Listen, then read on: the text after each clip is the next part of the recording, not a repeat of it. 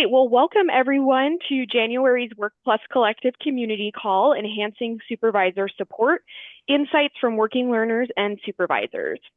We're excited to explore research findings on how supervisors can better support working learners and address training gaps in higher education. As you all may know, research and data are powerful tools that help us understand what's working and what needs improvement. And today we're going to explore key findings that can help drive our efforts forward and help us foster stronger, more supportive student employment experiences at our institutions. Today we are joined by a collaborator and friend of the Work Plus Collective, Jonathan Fuller from Virginia Commonwealth University. Jonathan serves as the director for first and second year experiences.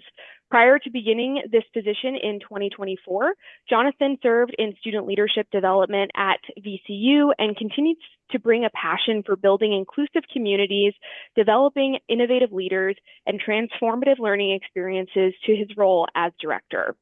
He is a current PhD student in VCU's School of Education, where his research focuses on equitable and transformative supervision of student leaders and employees. He holds a Master's of Divinity from Wesley Theological Seminary in Washington, D.C., and a Bachelor of Arts in Religious Studies and History from Messiah University you're going to have to help me with that one, Jonathan. In outside of Harrisburg, Pennsylvania. Perfect. Yeah. Jonathan also brings to his role a commitment to equity, justice, and inclusion that stems from his role as an ordained United Methodist minister. He seeks to cultivate spaces of welcome for all students and ensure every student has the support they need to accomplish their goals. He lives in Henrico with his spouse Abby and rescued pit bull Winnie, and loves improv comedy, music, video games, and podcasts. So we are so happy to have Jonathan here with us today, and I will pass it over to him. Awesome. Thank you, Amanda. And good day, I guess I'll say to everyone. It's good to be with you this afternoon. The Work Plus Collective has quickly become one of my favorite parts of my work and I guess, my professional life. And so it's a privilege to be able to join you all today to talk a little bit about some research I conducted with the collective this past summer into student and supervisor experiences on the job. I'm grateful for Amanda's introduction, doing a lot of the heavy lifting of where I was going to get started. But just to give you a little bit of a heads up on where we might be going today, wanted you to be aware that we'll share a little bit about where this project came from. We're going to dive into a survey tool to help us understand, that can help us understand how students are perceiving the support that they're receiving from their supervisor in their working learner position. Also, some research into how supervisors are prepared and how they are trained for their positions, and think about how this might apply to our campuses. And so, my hope today is that you'll be able to engage in this session and gain some insights into this new support measure that I mentioned, recognize some gaps in supervisory training, and consider applicable methods to address systemic barriers and improve supervisory support structures for working learners at our universities. So I'm always hesitant, I can offer a formal introduction in one way or another. And again, some of this information Amanda already covered so graciously. But I never really know how I can best introduce myself when I'm in front of new groups of people. So if you're a member of NCEA and you heard some of this presentation at the NCEA conference back in November, I do apologize for anything that I might be repeating today. But I also wanted to repeat this exercise, saying that in addition to these titles that I hold or other pieces of information that may help introduce myself to you, I always like to ask groups I'm with, especially with students, because it can be particularly fun. What's a question that I can answer that will help me introduce myself to you better? I think for the sake of time today, I might take two. And so if you want to feel so brave to unmute yourself, or you can submit a question in the chat, which I've got my eye on right now. Would love to have a question or two to help me introduce myself further beyond maybe what Amanda has shared already.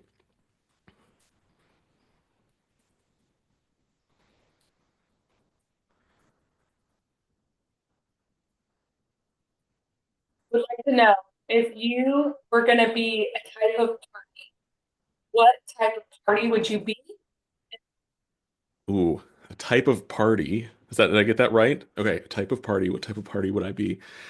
Um, I think whatever type of party I would be, it would probably be a smaller gathering. It's not going to be like a huge rager of any kind. It's going to be maybe more like a dinner party for some sort of occasion. And whatever is happening, there is going to be a game of some kind and a themed cocktail of some kind, with options to accommodate folks with different tastes and willingness to or ability to engage with such beverages. So I'll go with that. Not a huge party person. Ooh, okay. Another question from Colleen in the chat. Three words that best describe the type of supervisor you believe students need. Well, Colleen, I think I might get into this a little bit more specifically, but to kind of maybe set the stage, I think supervisors are best prepared to equip or to support their students in ways that students appreciate when they are, I'll go with empathetic, communicative, and I'll go with available.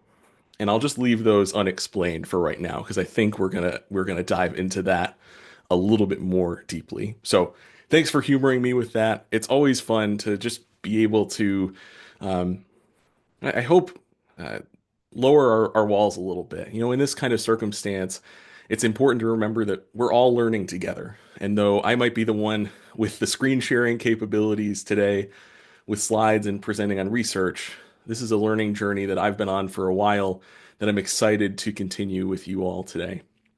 So, to introduce this project a little bit further, um, this past summer, as part of my PhD studies and as part of my role here at VCU, as part of our Work Plus core team, I um, worked with the Work Plus team at Arizona State to conduct some research in a few different methods. And so this project in particular is highlighting, and this presentation highlights some of that research that was conducted this past summer. And it's also some research that's preparing me for some future research that I'm excited to tell you about in a few minutes as well. And this project has two primary components, or I guess two research questions we're addressing. First, how do working learners perceive the support that they receive from their supervisors? And we're going to get into that first by talking about the supervisor support measure that we've developed and have been piloting with students for a little bit more than a year now. And then secondly, the second question, how are higher education professionals prepared to supervise students? And to address this question, conducted a program analysis and some interviews with current supervisors of working learners. So these two questions are really going to guide the rest of our time together this afternoon. I say that for me on the East Coast, so I apologize if I'm not accurately reflecting what time of day it is for you. Uh, but we'll pause after each section. So we'll pause in the middle for a few questions and then hope to take as many questions as possible at the end of our time together. But I want to start by talking about this supervisor support measure. You know, when we think about the ways that we're trying to understand our students' experiences, we recognize the value of the supervisor working learner relationship and on campus employment opportunities, but we don't really have a ton of tools available ready to analyze how students are experiencing that relationship in particular. It can be one thing for a supervisor to say, of course, I support my students, and here's all the ways that I do that. But I would challenge that supervisors are not actually supportive unless their students feel like they are being supported. And so we're trying to capture that idea. How do we define what it means to be a supportive supervisor in the eyes of a student, and in particular in the eyes of a working learner?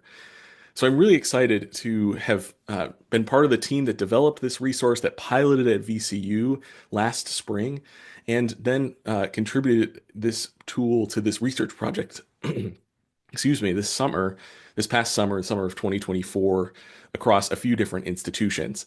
And you see here, I'm highlighting this interdisciplinary research team. I want to highlight these folks just by doing an open call here at VCU for folks who are interested in these research questions.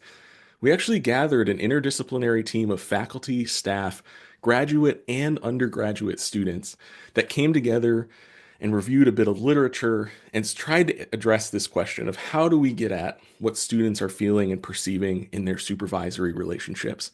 And so I say that first off to put these names in front of you as folks who contributed significantly to this project, especially in its earliest stages of development, but also to talk about the possibilities that I think are evident in how the Work Plus Collective enables work at our various institutions, if you're a participating member, of really seeing what kind of energy is available and what interest there is, especially at some of our universities that are larger. If you put the ask out there, you're bound to find some folks who are really interested in this kind of work, which I was excited to explore together as well. So our theoretical framework, I talked a little bit about our literature review. These are some of the areas where we spent the most time. And I'm glad to follow up with anyone in particular if you have some more questions about the research and the literature that we did review. But ultimately, our first goal as a group was to define support. What do we mean when we say support that we want to see in a student supervisor relationship, or an SSR, which is a shorthand that I may use moving forward in the presentation? And so as we work through this project, we came to this definition that we tried to operationalize, that support is consistently fostering a relationship defined by honesty, mutuality, and adaptability that's oriented towards the student's learning and success. Now, with this definition, having a definition is great, but we wanted to have something that particularly served us to be measurable. And so in this definition, we highlighted 6 different areas that I've outlined here on the screen as well, around consistency, honesty, mutuality, adaptability, orientation to student learning, and orientation to student success, as kind of the 6 components from this initial definition that make up that strong supervisor relationship, and that strong sense of support that cultivates not only an effective working relationship, but it cultivates a really impactful learning environment that the supervisor and student are co-creating together. So we had ran an initial pilot of this measure on our campus here at VCU with some of our peer leaders in the spring of 2024. And then this past summer, we invited several institutions that were part of the Work Plus Collective, and four ended up participating, several of whom are represented here on our call today. In addition to VCU, we worked with Arizona State, the University of Texas, San Antonio, and the University of Michigan, Dearborn. And so we developed Likert type questions related to each of these 6 components of the support definition to produce an overall score. And we also gave opportunities for student respondents to reflect on the definition of support itself, as well as specific behaviors that they noted from their supervisors that they felt were really supporting them in the best ways. So you can see some of our response rates here. I'm really, really pleased with the response rates that we got. We feel like we got a really robust sample of students.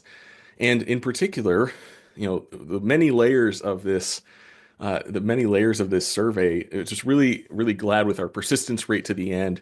We did have about 400 student responses that addressed all of those Likert types questions related to the support definition. And so in all of this, we were able to pull away some really good data and insights into how students are feeling supported at these 4 institutions in particular. So want to dig into some of this with you.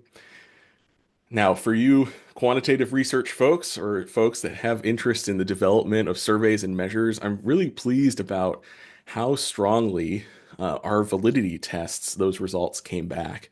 I don't have those charts and tables here to show you, but just want you to know that not only were all of our questions, those Likert type questions asking about these various aspects of the support definition, significantly correlated with one another, we also asked a very general question, again, on a strongly disagree to strongly agree scale, a question that just says, I feel supported by my supervisor. And we also saw that each of the questions that we asked were statistically significantly positively correlated with that general question too. And we'll see as we dig into some more of our students' responses, we think that we have something here that is actually getting at a student's understanding of what it means to be supported in their working learner position by their supervisor. Some of our highest rated statements from our measure, out of a possible 4 points overall: supervisor wants me to achieve my goals, I'm comfortable receiving honest feedback from my supervisor, and I can rely on my supervisor to follow through on their commitments. a lot of our scores were in this solidly 3 average range. We got a lot of positive responses, but these three stood out as we see supervisors who are committed to their student success, uh, supervisors that are cultivating with their students a space to offer the student honest feedback, and seeing reliability from our supervisors, that idea of consistency. I also wanted to share some of the lowest rated statements from these student responses.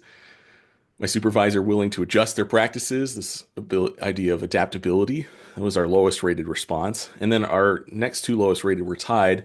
My supervisor is open to learning from me, kind of an aspect of mutuality. And then because of my relationship with my supervisor, I feel more prepared to pursue my career goals. Now, again, out of a possible 4 points, all of these are still scored pretty high. We had a sample of students that was identifying a lot of support that they were receiving from their supervisors. But what we hope this measure can help us do in the future is, as as a campus is deploying this survey, that they're able to identify these spaces as, hey, these are things that students are looking for. And, we might be able to do a workshop or do some skill building around adaptability or around career orientation in your supervision, providing us with some real tangible skill areas to identify how we might move forward with this data, in addition to understanding our students' perspectives. Now, I don't want to brag too much, but I did want to share with you, out of a possible 48 points, the average scores that we received across all of our measure questions. And yes, proud to show that VCU did come in on top this time. I wonder how things might vary if we sampled more students or different students, but again, we're seeing here really, really solid supervision based on this measure that's happening across the board, that students are experiencing a lot of support in their supervisor relationships.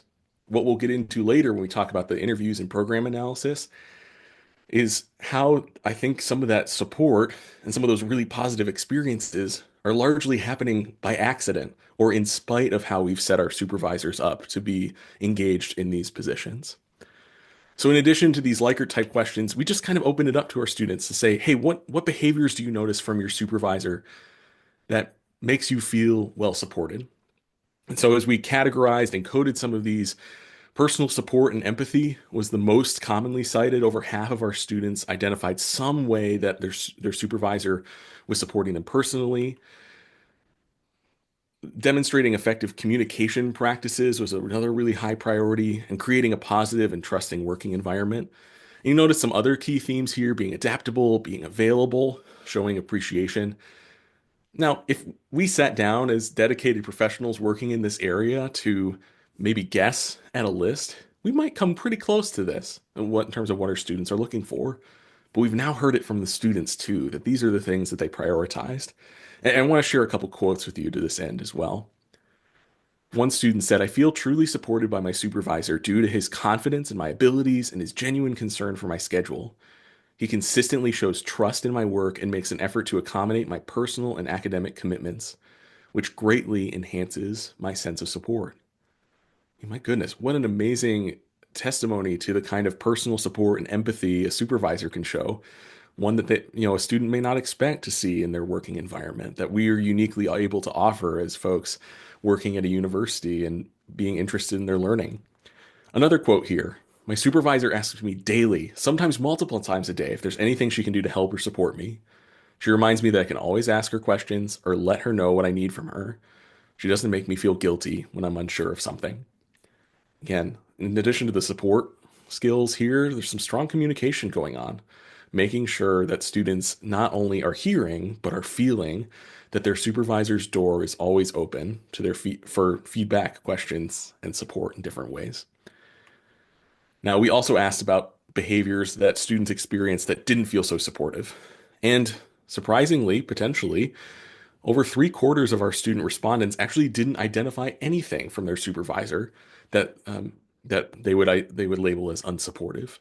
And so we dug a little bit deeper into those who did identify unsupportive behaviors, and for the most part, they really mirror, kind of, I guess, mirror or are the opposite of some of those supportive practices. You don't want someone who's inconsiderate. You want someone who's personally supportive or empathetic. You want someone who demonstrates strong communication practices. You want someone who's available and isn't just running around in meetings and the only time you see or hear from them is when there's an error with your timesheet that you need to correct.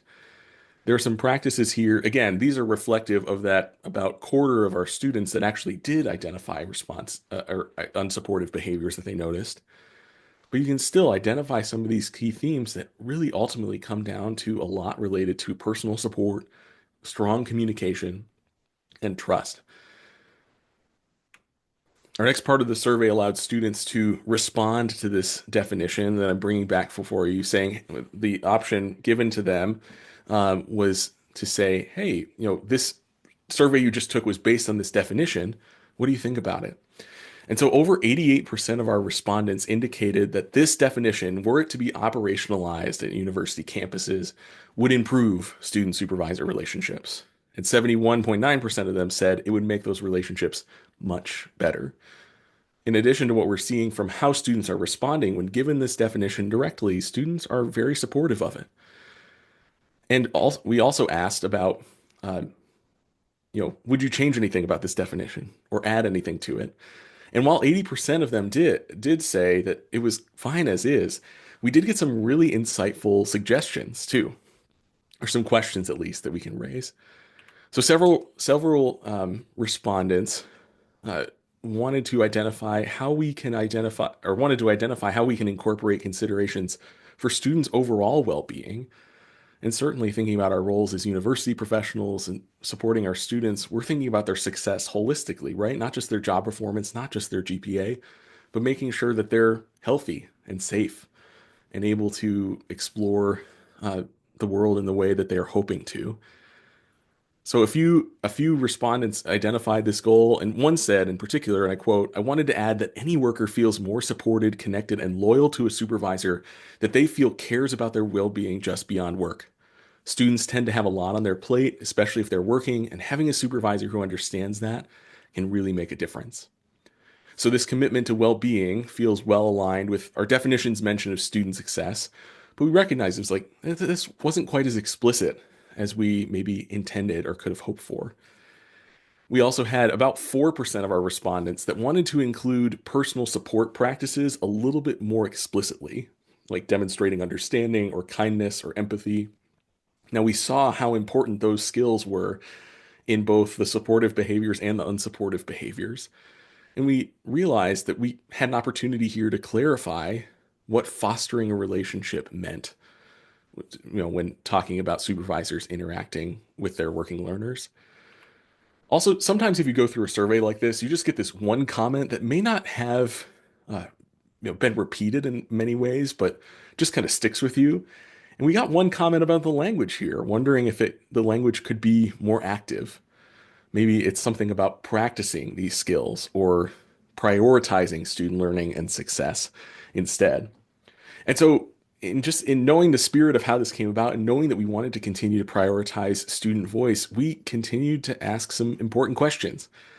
Student input has led this entire project. We've had students involved all along the way. And the question that I was asking as I was engaging this is, does this give us an opportunity to not only reflect our students' perspective a little bit more, but help us get a little bit deeper in addressing some more questions? And ultimately, we did decide to update our definition that you can see on the screen in front of you. We wanted to define the SSR as quintessentially empathetic to highlight the identified need from our student respondents that prioritizing personal support is a defining and central supervisory experience for our students. We also wanted to change the language to prioritize student learning and growth and success, to simplify and clarify our language and adopt that growth mindset that assumes that student learning, not job performance, remains the primary goal of student employment. And then we did want to expand the idea of success to consider students more holistically in order to allow for room for us to ask questions about overall well-being and career outcomes. And so to break this down a little bit further, most of these topics that we will now be measuring when we employ this survey, really, if they change at all, it was just some wording to prioritize student learning and prioritize holistic success. We also have developed some questions to identify how empathetic of a relationship students are experiencing with their supervisors. So I put this in front of you to say we have developed and drafted a a new definition here and some new questions to fill out this survey that can be utilized. These questions will be present in the report that we'll talk about a little bit later that's available about all the research that I'm talking about today. But I'm also hoping to kind of put that together in a more concise format so that if you're looking to implement this kind of survey on your campus, that we can work together to make that a possibility for you through your connection with the Work Plus Collective. So, wrapping up this portion on the survey, key takeaways from this experience this past summer, in addition to adjusting the support definition as we just described, priorities for addressing student needs and their support. We wanted to think about training our supervisors to enhance that level of personal support and interaction and those effective communication strategies. Those are great places to start based on what our students are communicating with us that we need. I also think this survey is ready to deploy to be a really strong resource on all of our campuses to help us understand our student experiences and equip our supervisors to provide a more holistic level of support that really enhances student learning in the relationship that they're cultivating together. So I want to pause here for maybe just a few questions. Anything that I can clarify that I mentioned about the survey, about the results. I'm glad to see if I can get the chat here. Amanda, if there's anything I'm missing, feel free to shout it out too. But any questions at this moment before we shift to the other focus of the research?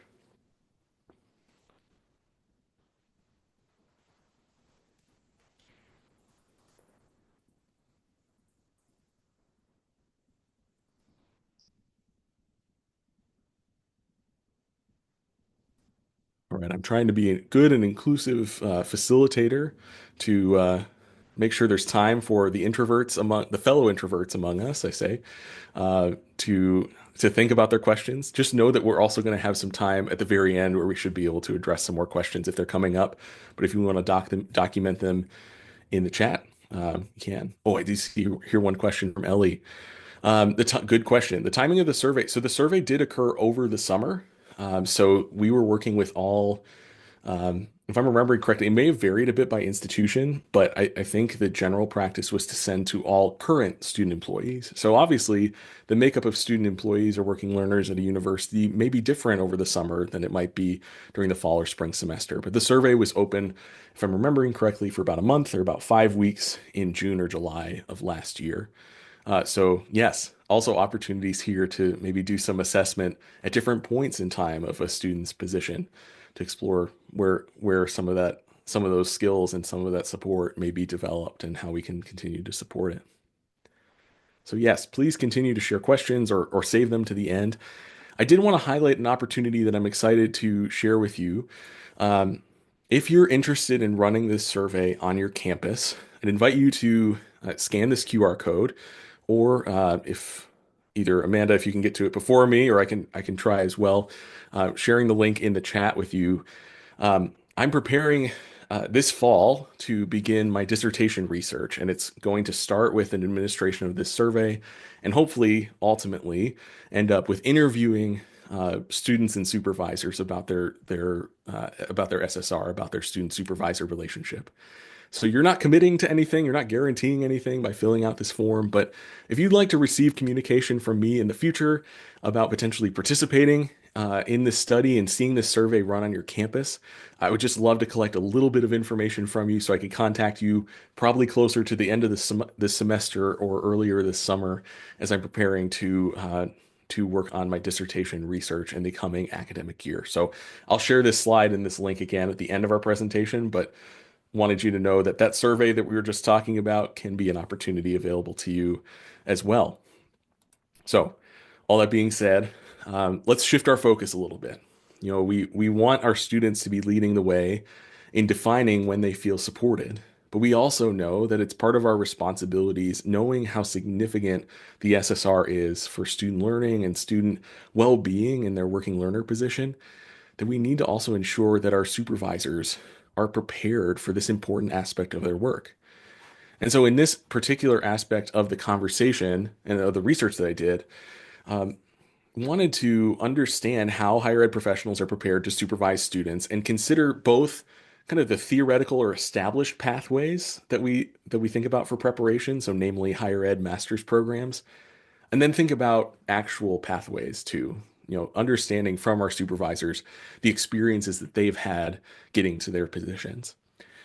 So I wanted to start with a little bit about a program analysis that I conducted. I used the NASPA graduate program database to identify 195 master's programs in administration, counseling, leadership, and student learning and development, kind of the categories on their database that seemed most well suited to careers in higher education that may lead someone to be supervising a student. Again, these are the established pathways that we've identified as a field saying, hey, if you want to come this way and you want to work here, this is the best pathway for you to take. Now, I don't know about you. This wasn't the pathway that I took. You heard a little bit about that. But if we're encouraging folks to enter the field this way, I was curious about whether or not this is actually preparing them for what could be considered a very key function of their job. And so in analyzing these programs, there's a recognition that just over 80% of them included some sort of experiential learning requirement, like a supervised internship, graduate assistantship, something along those lines. And about two-thirds of them included some sort of leadership course in the curriculum. Now, that may have been a required course, an elective option, but somewhere in the curriculum, there was some sort of leadership class that was available for students to take. Now, I'm curious, and I'm open to seeing or hearing guesses in the chat. This question is a percentage. Uh, so if you have a guess, what percent of these 195 programs do you think included a class in the curriculum related to supervision?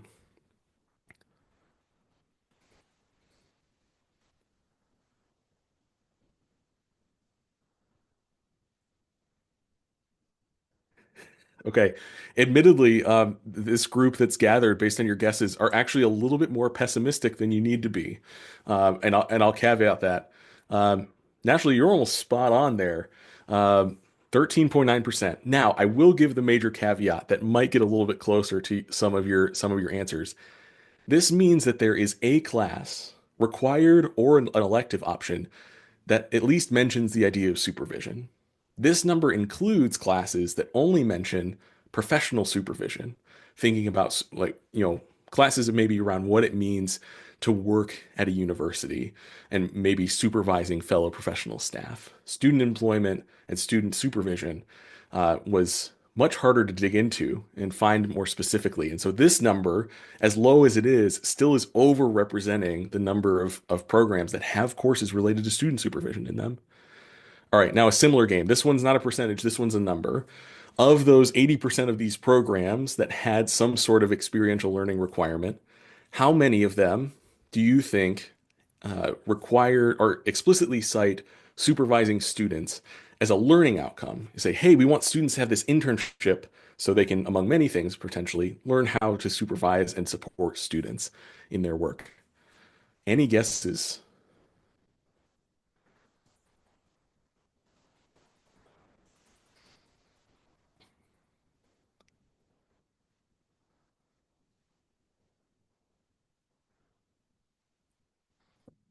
Okay, so this one I may not have been clear. This one is a number as well. So of the, let's see, goodness, 150 to 160 programs with experiential learning requirements, three of them have supervision as an expectation. So needless to say, supervisory training is largely absent from the most common pathways that higher education has constructed and established for developing its own professionals.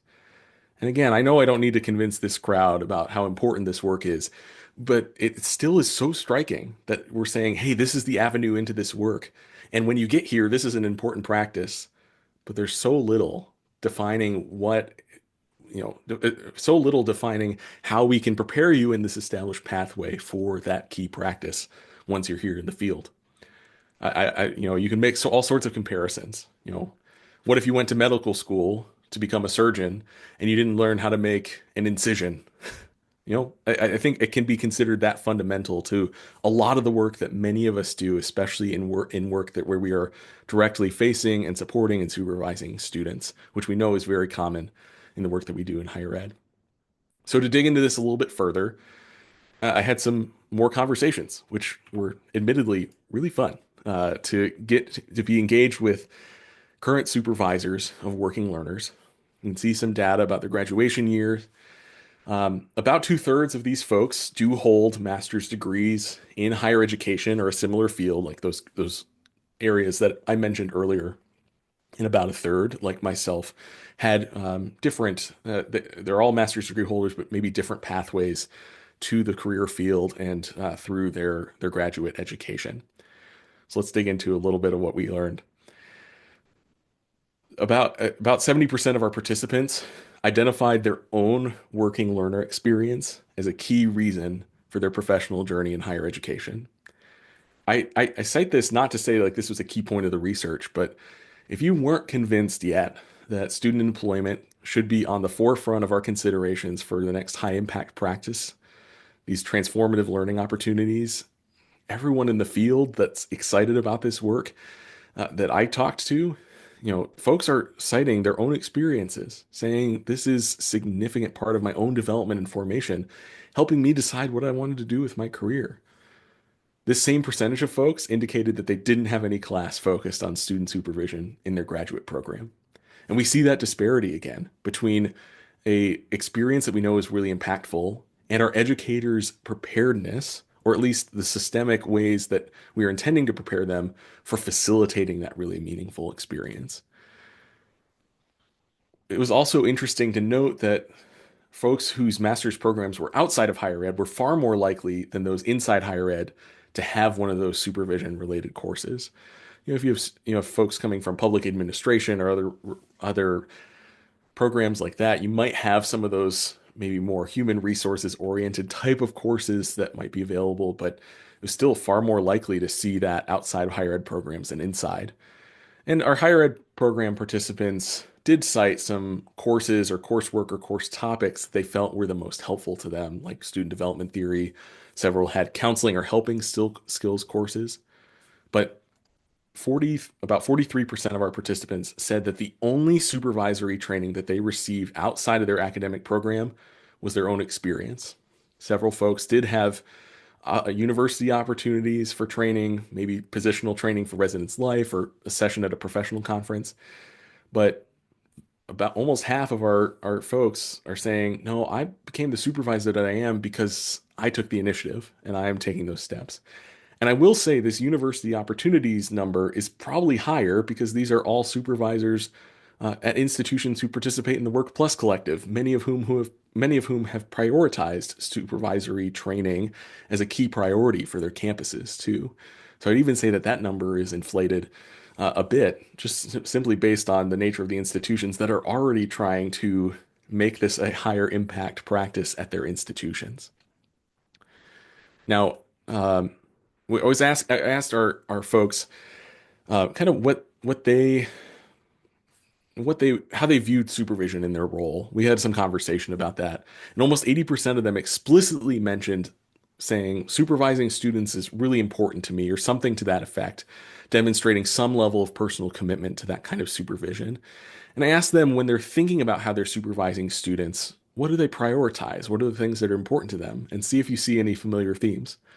Personal support, career preparation, effective communication, clear expectations.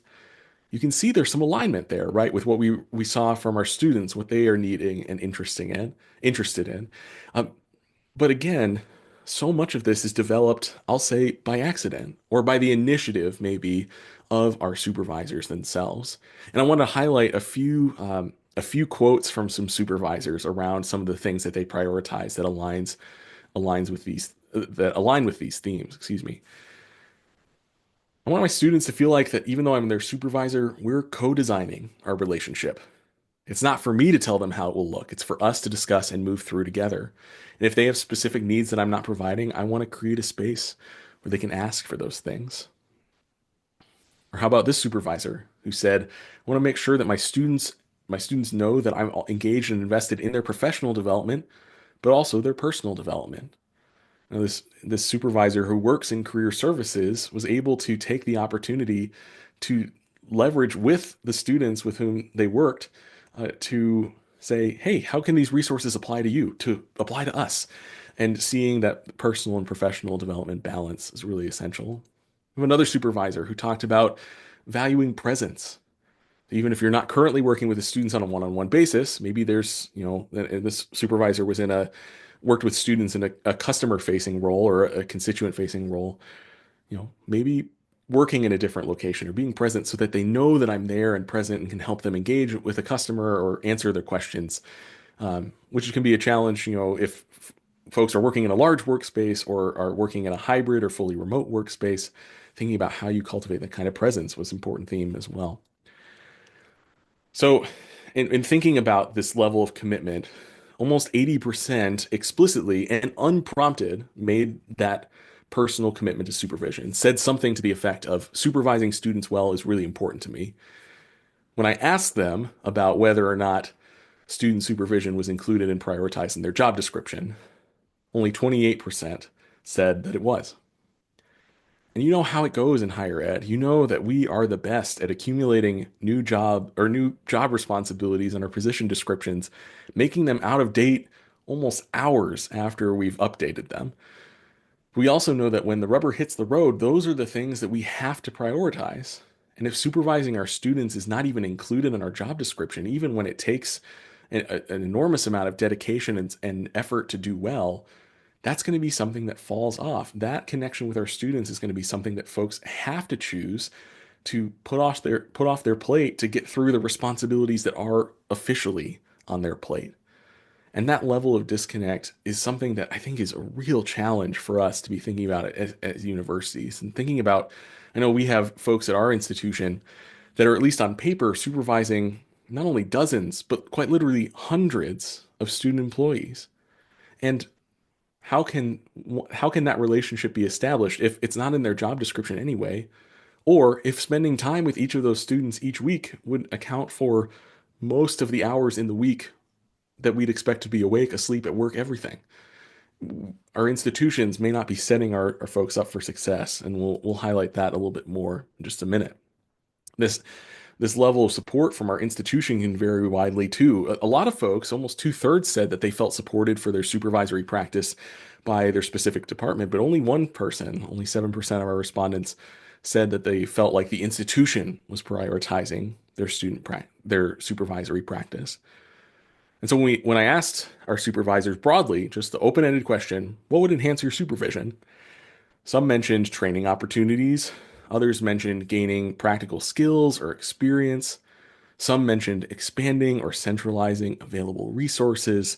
All these ideas that are like, oh, we just need to get a training session on the calendar to cover this topic. We need our supervisors to have a little bit more training or a little bit more experience.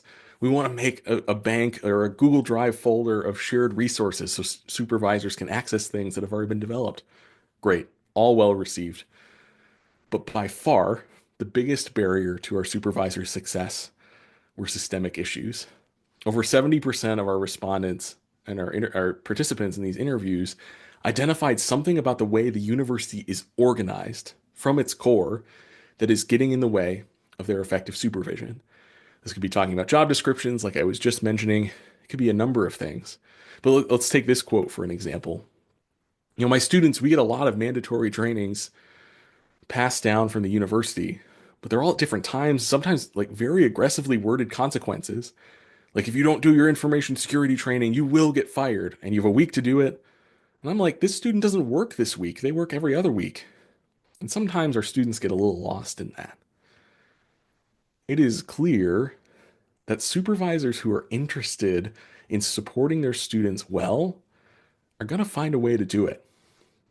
It just would be a lot easier if our institutions didn't stand in their way.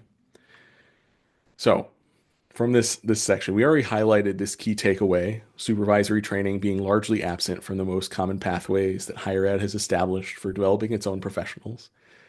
But I'd also argue with you, or contend to you, we don't have to be in an argument today, that effective student supervision is largely due to individual supervisor motivation, not institutional or departmental prioritization.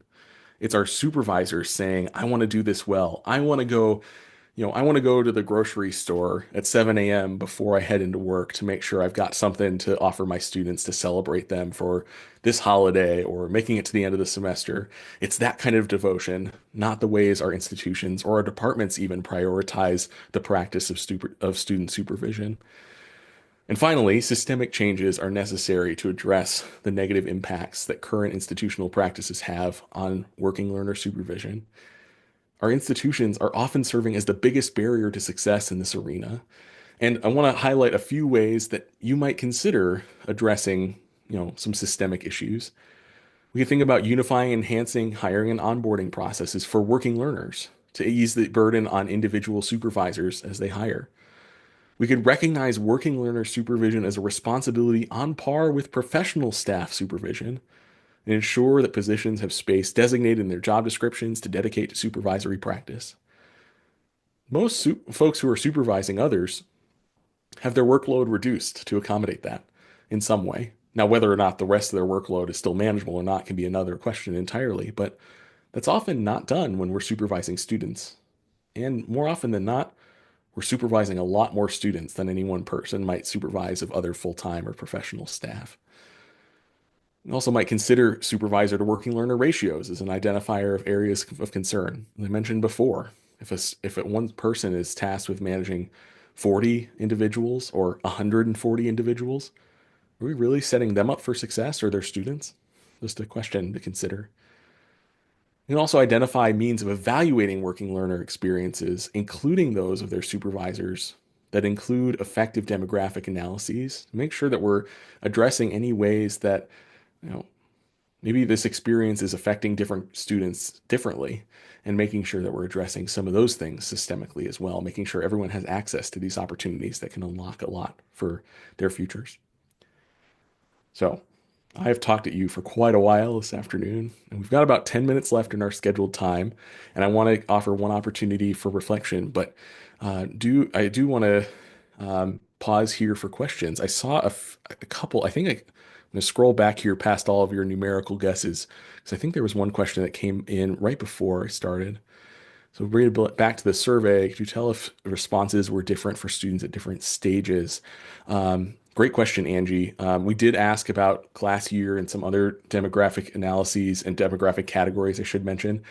Um, there weren't any trends that were clear enough across the board. Like we did some specific analyses to do some comparisons, and there weren't any real meaningful differences beyond what we saw on the collective here with this particular sample size. So, or with this particular sample that completed the survey.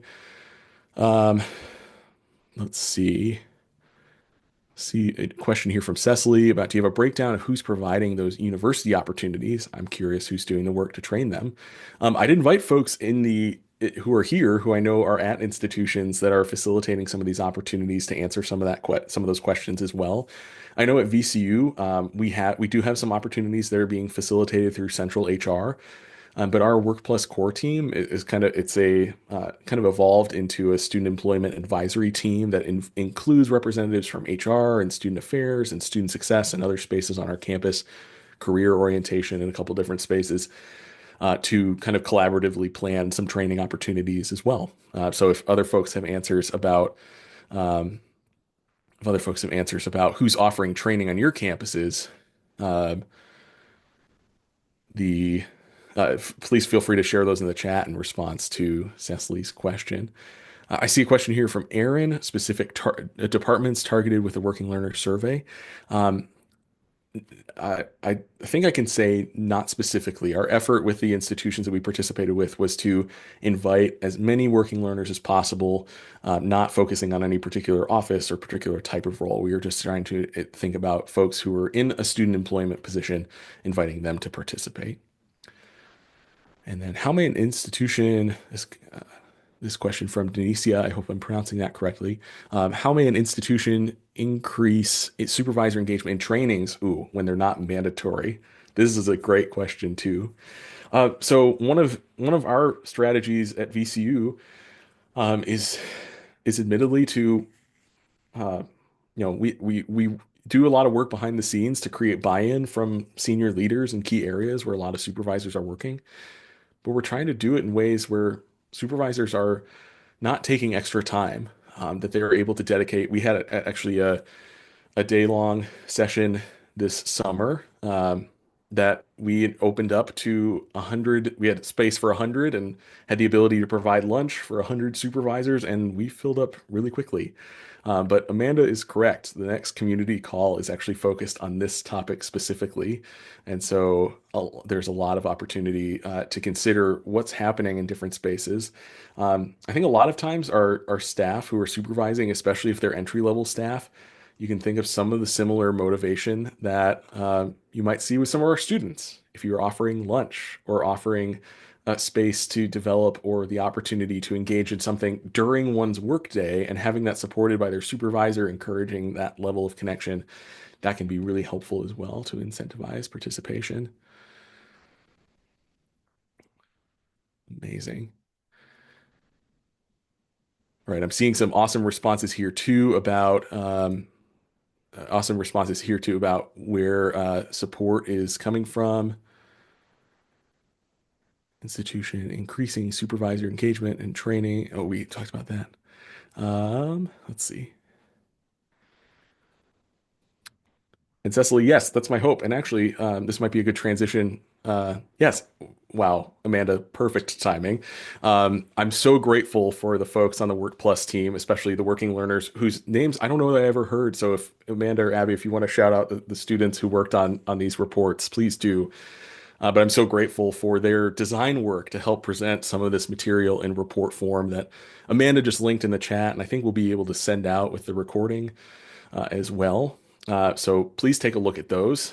Do also hope that there will be more coming with my dissertation research in the coming year. So before we wrap up, I just going to invite you very quickly, maybe in the next minute, to not just think about one thing that you learned today, but also think about what it may mean for you and your campus. Um, I'm so excited to be able to share this, this research and this topic that's been really important in my own head with the world, but I know that I don't know the ins and outs of your campuses the ways that you do. And so my invitation to you today, again, for the sake of time, I won't facilitate this activity like I might normally, um, but I just would invite you to not only think about something that you learned, but something that you can take away to apply to your circumstances, your role, and your campus, and then think about you will know that you're successful when you're trying to apply it. What are the things you're going to look for to measure? Again, one more time, and I think I have this ready to go this time, Amanda. If you have the interest in participating in this research moving forward, and this should remain open for folks watching the recording later too, please do fill out this form just to express your interest. Um, and thank you, Abby, for that shout out too. So thank you, Kennedy, for designing these just awesome looking reports. I'm so excited to be able to share those with you all.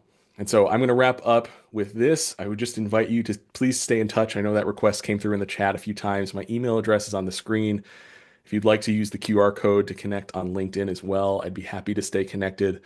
I'm so excited to be in conversation with you all and folks like you who are committed to improving these experiences for our students at our campuses because we know how impactful it is. And so if there are ways that I can be a support to you as your community is exploring how your student employment experience can be changed and transformed, I'm glad to be anything from a cheerleader to a thought partner to whatever you may need. And I'm very, very grateful to the Work Plus Collective as well, and to Amanda for the invitation to be here with you today to reprise my presentation from the National Student Employment Association conference in November. But I'm going to wrap up there and turn it back over to Amanda to finish it, bring us home. Thank you so much, Jonathan. We really appreciate you being so willing to give this presentation today. Heard a lot of really great things in the chat, great conversation suggestions. I just want to encourage you all to continue this conversation. So if you're not already, please consider joining the Work Plus Collective. It is free to join. You'll have access to all of our resources, including Jonathan's research reports, which I did link in the chat, but you can also find those on our website. Also, please join our LinkedIn community. That's a great place to ask more questions that you might have, share more recommendations, best practices. I did mention it in the chat, but just a heads up that our February community call is already scheduled. It's a hot topic, the topic of supervisor training. So we're bringing together a couple of partners from Work Plus Collective institutions to share what they're doing at their institutions around supervisor training. So you're going to hear from individuals who are at various stages of developing and implementing supervisor training at their institutions. What are some challenges they've faced? What are some best practices that they can share and insights around what that process has been like? So please make sure to join us next month for that call. If you go to the website, it'll be under the events page, but we'll make sure to share that information on the LinkedIn and some emails in the future. Also, another plug about the LinkedIn community, there is a post on that page that asks for some ideas of future community calls. And if you comment on that, you will be entered to win some Work Plus Collective swag. So don't miss out on that. And anyone can post on that. So if you have questions, please don't be afraid to post. If you have ideas or resources you want to share, please engage on that community. But that is all that we have for you today. Thank you so much for joining us. If you need anything or have any questions, please feel free to connect with me or Jonathan. But we hope that you learned a lot from this, and thank you again for joining us. Thanks, everyone.